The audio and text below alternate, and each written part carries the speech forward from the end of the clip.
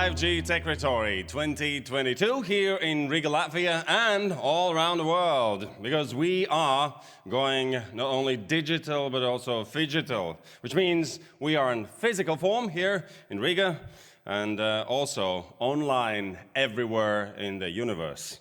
And I'm not kidding. There's so many people watching us right now. Welcome.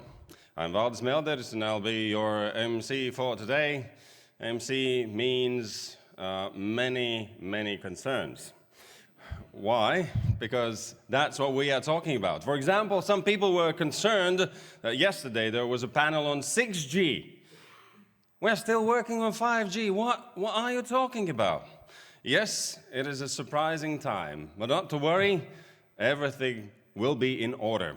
Or as we Latvians are saying about the way we plan things, how things will go, we'll see. But let's start with opening speeches. So please welcome Minister of Regional Development and Environmental Protection, Artūrs Toms Plešs. Yes, thank you.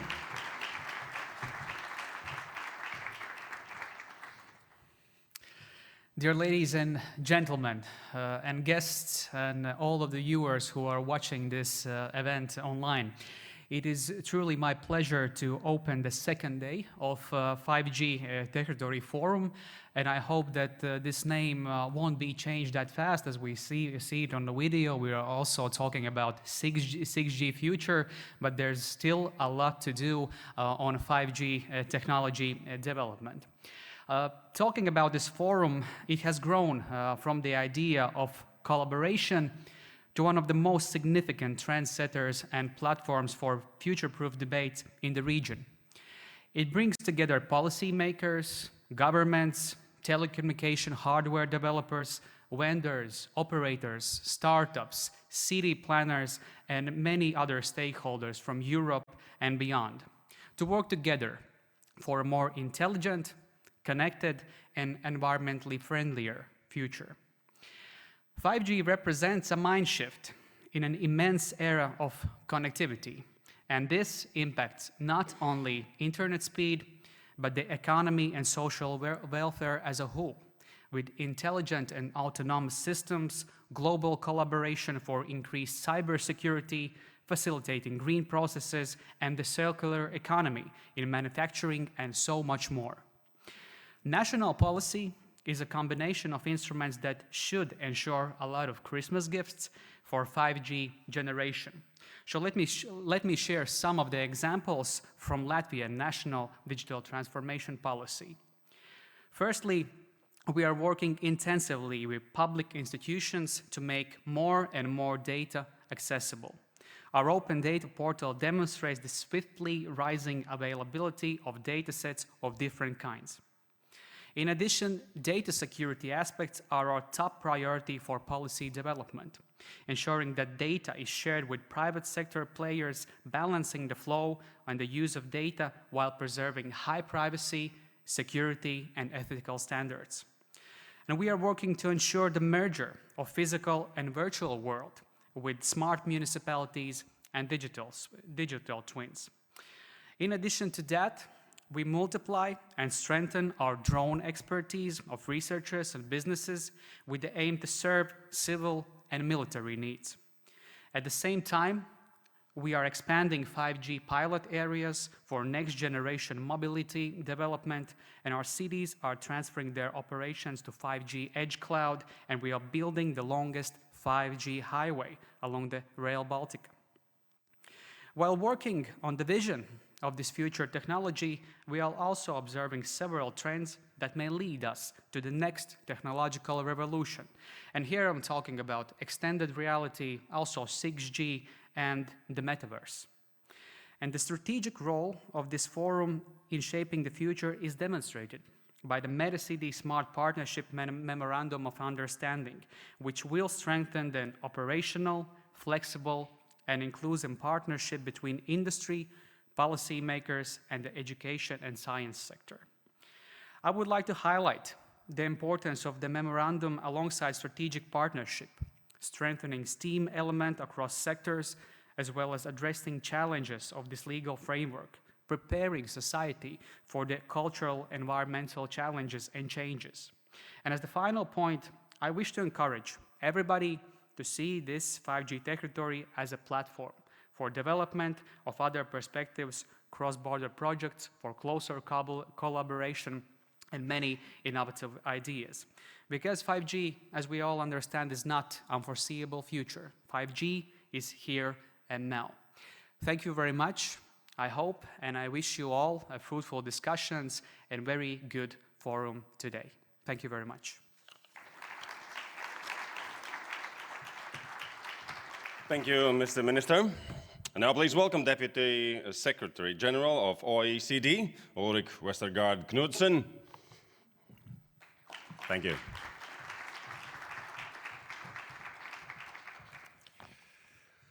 Thank you so much, moderator, honorable colleagues, ladies and gentlemen.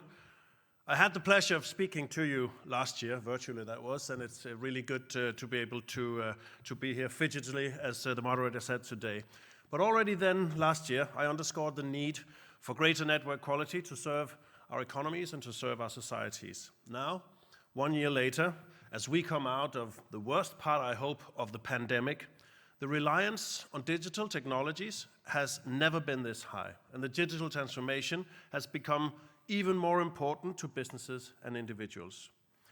Rates of online purchases and e-commerce have continued to increase, meaning businesses need to be online to capture or to defend market share.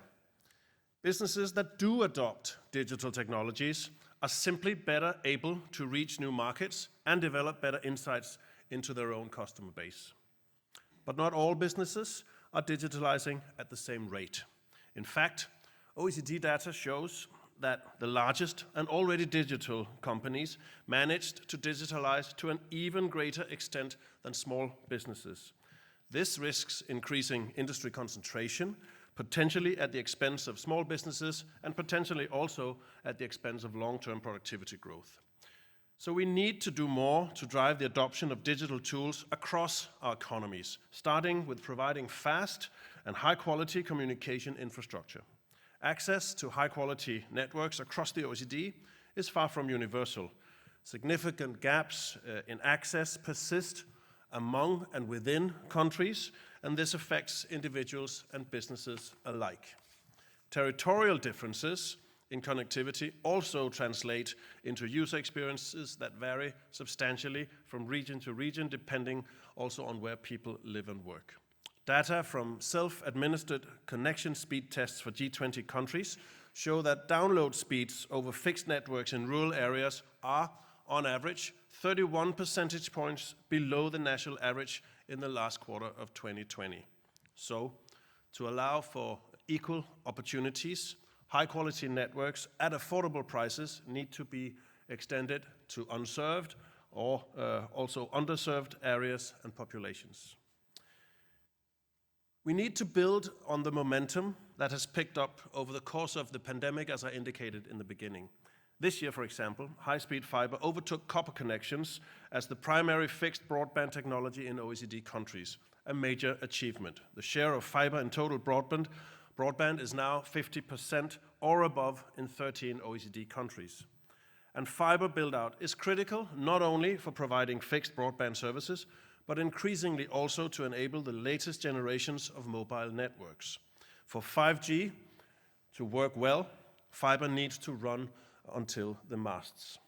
And let's be clear, our networks need to continue to evolve alongside the regulatory and policy environment. Now, we have observed 4 technological trends driving the future of both fixed and mobile networks.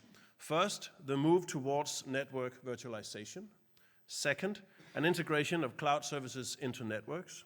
Third, an increased use of AI in communications networks. And finally, and fourth, a shift towards more openness in networks. All of this is occurring against the backdrop of growing digital security concerns in communication infrastructure. And given the geopolitical situation that we live in, really, we need to focus on network security. Russia's war against Ukraine has drawn even further increased attention to network vulnerabilities, particularly where critical communication infrastructure is involved. It should be clear that governments have a role to play in creating an enabling environment for digital security. They need to provide the right incentives for network operators to enhance their digital security and suppliers to improve the transparency of their supply chains. But remember, governments are also important users of communication services. They can and should work with industry towards future generations of more secure networks.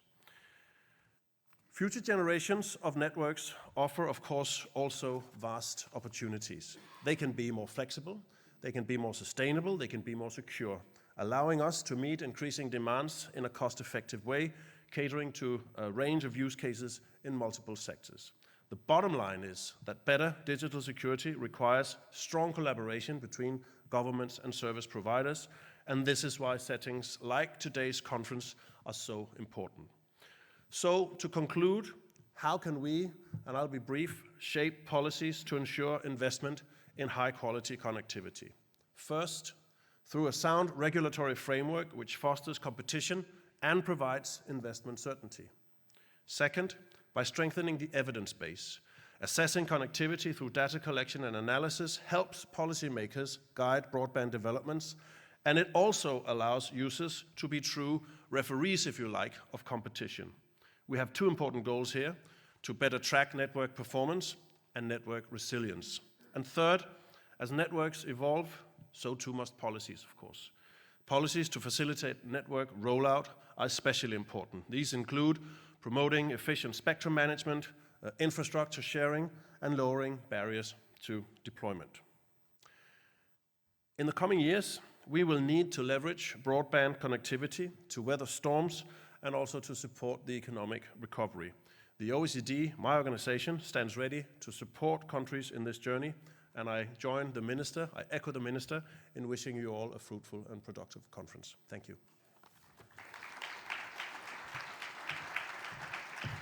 Thank you. Thank you very much. Let's go on.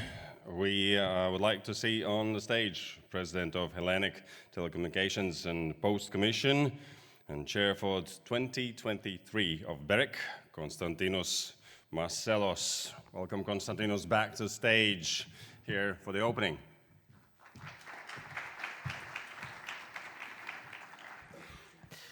Thank you. Distinguished guests, friends, ladies and gentlemen, I'm grateful to be in the opening of the second day of 5G Techritory and to follow up from yesterday's discussions about 6G. Let me share a few thoughts on our path from 5G to 6G, our path to our wireless future. 5G networks deployment progresses fast in many countries, and more operators around the world provide 5G services. We already know that. The number of subscribers increases, fueling expectations that 5G will become the fastest adopted mobile radio technology ever, estimates to reach 3.5 billion 5G subscribers by 2026 and coverage of 60% of the world's population. 5G, of course, has still a long way to go before it reaches its full potential, but the discussion on 6G, as we saw yesterday, has already started. This comes as no surprise, as extensive research and development regarding the technical aspects, the use cases, and the business models is needed, as well as decisions about standardization and spectrum allocation. 6G is a new wireless communication standard in the wider sense. 6G networks will be able to use higher frequencies than 5G networks and provide substantially higher capacity and much lower latency. This will extend the performance of 5G applications and will also expand the scope of capabilities to support new and innovative applications. 6G, I believe, will also be the first radio technology that will extensively utilize AI techniques in its core network and RAN orchestration, for example, in signal conditioning, power saving, and maybe other functionalities. As with 5G evolution, the trend for 6G will be towards increased bandwidth, increased coverage, and increased volumes of data. Lessons learned and to be learned from 5G will still be relevant in all key forms: industrial use cases, millimeter wave coverage and mobility, uplink performance, and others. 5G experiences, especially in the use of millimeter wave frequencies, will play without a doubt a key role in our wireless 6G future, so it is critical to make sure today that when deploying 5G networks, we will tend to utilize their potential and will accept the challenge to move beyond the traditional high-mast runs. We need to start thinking in hyper-dense network terms, consider small cells as the most important paradigm shift of our decade in radio network planning and embrace it as such. It is certain that 6G multi-gigabit links will have to utilize frequency bands above 26 gigahertz. 110 to 170 gigahertz are discussed as we speak. These frequencies don't travel distances, so for the kind of network density that would actually be needed, hyperdense probably falls short of delivering the scale.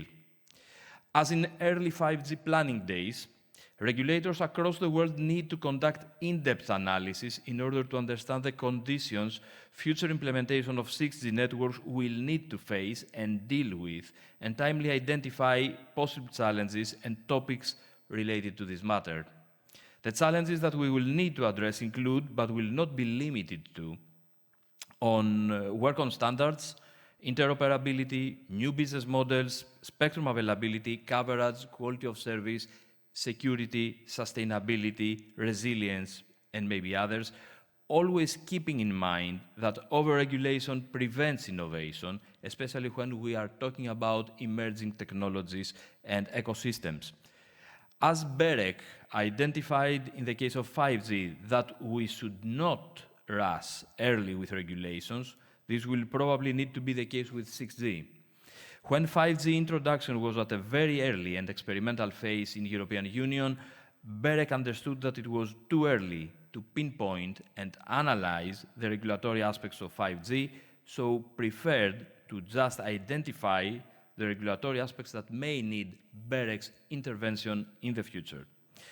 That approach gave birth to BEREC's 5G radar, which is practically a tool for identifying developments in the 5G ecosystem that may need regulatory attention. We recognize that regulators need to be fully aware of the relevant evolutions, but in equal terms, we recognize that we should avoid promoting regulation at early stages. As regards 6G, we also expect to face challenges on spectrum allocation, for which our decision calendar points to the World Radio Communication Conferences of 23 and 27. Having said the above, decision makers and regulators, I believe that should, in the coming years, give a serious thought in the implementation of regulatory sandboxes. Regulatory sandboxes are practically about avoiding all regulatory restrictions at early stages, with the regulator being very actively involved in monitoring each and every process of a new technology entering a market in a collaborative manner. During the anticipation of 6G introduction, for which innovation is key, the use of sandboxes could be considered for the issues of spectrum allocation, licensing, and the arrangements between market players with the support of the relevant stakeholders. There is much to tell, but more importantly, much to do, so every regulator around the world should roll its sleeves up and, while everyone's attention is on 5G rollout, start planning our 6G future, sandboxed or not, to make sure continuously promoting always faster, always better telecommunication services for all of us. And with this, I would like to conclude my opening remarks and wish you success in the work of the second day of 5G Techritory. Thank you.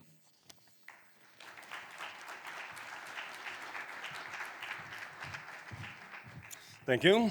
And before we get to our first and only keynote speech of today, please welcome Director General at Investment and Development Agency of Latvia on video, Kaspars Ruškalns.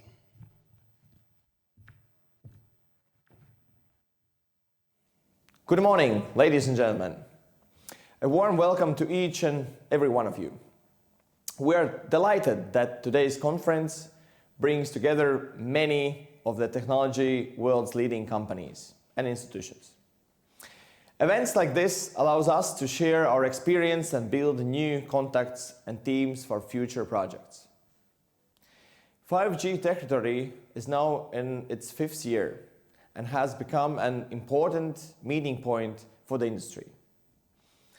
According to the Ericsson's mobility report, 1/4 of the world's population is covered by 5G. This technology is scaling faster than any previous mobile generation. By the end of this year, we can expect 5G subscriptions to reach 1 billion users. To be able to keep up with this pace, this year we would like to focus on topics such as a microchip development and a smart city solutions in the context of the meta city and hydrogen valley as a significant part of the renewable energy sector. During the forum, multiple memorandums of understanding will be signed between interested parties from different countries to develop these technologies further on. These partnerships and cross-sector collaborations are now more important than ever and are crucial for the new technology development. Latvian biotechnology startup Cellbox Labs is a perfect example of biomedicine and electronics coming together to create a solution that would help pharmaceutical companies to test the new drugs more efficiently. The company wants to create an organ-on-a-chip industry in Latvia and develop a high-tech company right here. Another of the world's great challenges today, where technological solutions will make all the difference, is energy storage. The one solution could be hydrogen technologies, which are currently not competitive due to higher cost. The Investment and Development Agency of Latvia, LIA, is working hard to create a unified ecosystem with entrepreneurs, academia, and public administration working together as a one team. As a part of public administration, LIA is ready to play a crucial role in the transition to the 5G services. Latvia already offers a test bed for new products and it innovates on a smaller scale. Several military equipment companies are already taking advantage of this opportunity and testing their products in Europe's first 5G defense testbed in Latvia. Digitalization is one of the top priorities at the EU level, so we are here to make an economy that works for the people. Everything is turning digital, from the cars and cities to machines and services. The digital economy is becoming an economy in the traditional sense. In the nearest future, the network infrastructure, the 5G, will become the central infrastructure. Everybody and everything will use 5G. The digitization of our economy and society is unstoppable. With the Internet of Things, we see a new era of connectivity where billions of devices exchange data and instill intelligence in our everyday life. We are here to make the world a better place by unlocking the limitless possibilities of the world of technology. To conclude, nothing in the world today is as permanent as a change, and digitalization drives much of it. Our task is to demonstrate the advantages technology can bring to us in medicine, logistics, manufacturing, agriculture, traffic organization, the defense industry, and many other sectors. Working together, we will undoubtedly achieve results, just faster. Therefore, I hope the conference will generate many new ideas and new teams that will be able to demonstrate their achievements next year at the same place and same time. The question is, why here? Why in Latvia? And the answer is we have 3 key values. We like to connect, we like big challenges, and we like to be creative and think outside the box. We have great challenges ahead of us, and therefore a great opportunities to be creative and to think outside the box. And with your help, we will meet all these challenges. We will meet them all and achieve our goals. Good luck to everyone and enjoy the conference. Thank you.